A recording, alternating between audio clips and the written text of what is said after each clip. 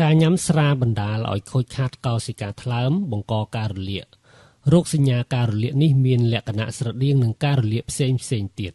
ជំងឺនេះអាស្រ័យទៅលើមនុស្សអ្នកខ្លះកើតជំងឺនេះមកពីការញ៉ាំស្រាលើសចំនួនអ្នកខ្លះទៀតញ៉ាំស្រាលើសចំនួនតែមិនកើតរីឯអ្នកខ្លះទៀតញ៉ាំស្រាតែបន្តិចសោះក៏កើតជំងឺនេះបាត់ទៅហើយបើតាមប្រសាសន៍របស់លោកស្រីវិជ្ជបណ្ឌិតខឹមវ៉ាន់បានឲ្យដឹងថារោគសញ្ញាមួយចំនួនអាចឲ្យសង្ស័យថានរណាម្នាក់កំពុងមានជំងឺរលាកថ្លើមដោយសារស្រាដែលមានដូចជាបាត់ចំណង់អាហារវិលមុខចង់ក្អួតឈឺពោះក្តៅខ្លួនស្ទិញហត់អស់កម្លាំងវង្វេងខូចតម្រងនោម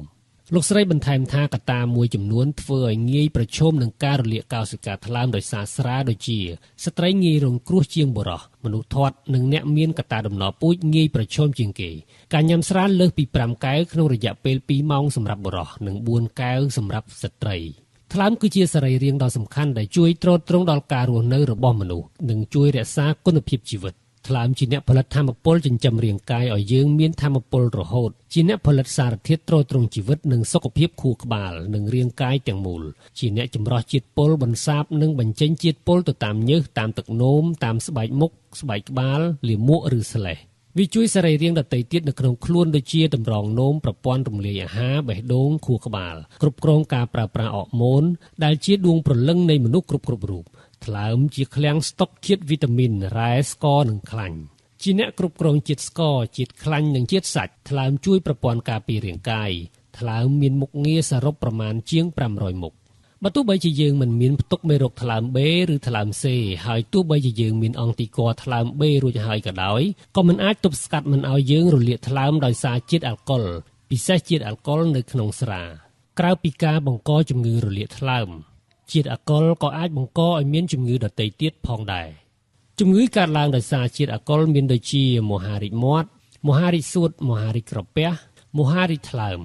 មហារីកលំពែងមហារីកតម្រងនោមលើសឈាមទឹកនោមផ្អែមខ្សោយបេះដូងឬខ្សោយខួរក្បាលជាតិអាល់កុលនៅក្នុងស្រាមានឥទ្ធិពលទៅលើអាកប្បកិរិយានិងការសម្រេចចិត្តរបស់មនុស្សការពិសាជាតិអាល់កុលធ្វើឲ្យមនុស្សបាត់បង់ស្មារតីសតិសម្បជញ្ញៈនិងធ្វើឲ្យយើងពុំអាចធ្វើការសម្រេចចិត្តបានត្រឹមត្រូវការញ៉ាំស្រាប៉ះពាល់ទៅលើសុខភាពរបស់ខួរក្បាលធ្វើឲ្យខួរក្បាលចុះខ្សោយធ្លាក់មុខងារនិងធ្វើការដោយគ្មានប្រសិទ្ធភាពវាអាចបង្កហានិភ័យខ្ពស់នៅពេលបើកបរពេលស្រវឹងអាចបង្កឲ្យមានគ្រោះថ្នាក់ចរាចរណ៍គ្រោះថ្នាក់ដល់អាយុជីវិតរបស់ខ្លួននិងអ្នកដទៃនៅជុំវិញខ្លួនអាចជំរុញអំពើហិង្សា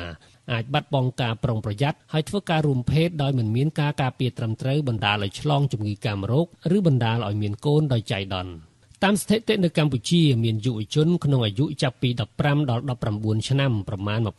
25% ទម្លាប់ញ៉ាំស្រាជោគជាំការញ៉ាំស្រានៅវ័យក្មេងពេកហើយច្រើនពេកគឺធ្វើឲ្យឱកាសកើតជំងឺថ្លើមដោយសារញ៉ាំស្រាកាន់តែមានច្រើនហើយប្រឈមនឹងជំងឺមួយចំនួនដូចបានរៀបរាប់ពីខាងដើមលោកស្រីវិជ្ជបណ្ឌិតលីស្រីវិណាបានបញ្ជាក់ថាបើមិនបញ្ឈប់ការញ៉ាំស្រាតាំងពីវ័យក្មេងទៅទេគឺអនាគតរបស់ពួកគេនៅពេលដែលចូលដល់វ័យធ្វើការគឺធ្លាក់ខ្លួនឈឺល្មមដូចនេះត្រូវមានការយកចិត្តទុកដាក់ពីអាណាព្យាបាលនិងត្រូវមានការអប់រំទៅលើក្រុមយុវជនដោយផ្ទាល់អំពីផលវិបាកនៃជាតិស្រវឹងឬជាតិអាល់កុលទៅលើសុខភាពលោកស្រីបន្ថែមថាឪពុកម្ដាយគួរកុំទម្លាប់ផឹកស្រាជុលកែវហូរសប្បាយនៅចំពោះមុខកូន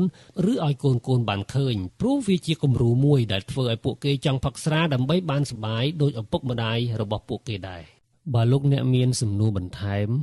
ឬចង់ចុះឈ្មោះពីគ្រោះយោបល់ពីជំងឺថ្លើមបណ្ដាលមកពីជាតិអាល់កុលនិងជំងឺផ្សេងទៀតដែលពាក់ព័ន្ធនឹងអាល់កុលសូមតាក់ទងមកលេខទូរស័ព្ទឬ Telegram ដូចខាងក្រោម099 990 988ឬ070 990 988ឬ085 990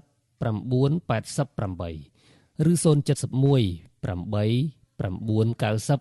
988ឬអញ្ជើញមកដល់ទីតាំងផ្ទាល់នៃមន្ទីរពហុព្យាបាលលីស្រីវិណាដែលស្ថិតនៅផ្ទះលេខ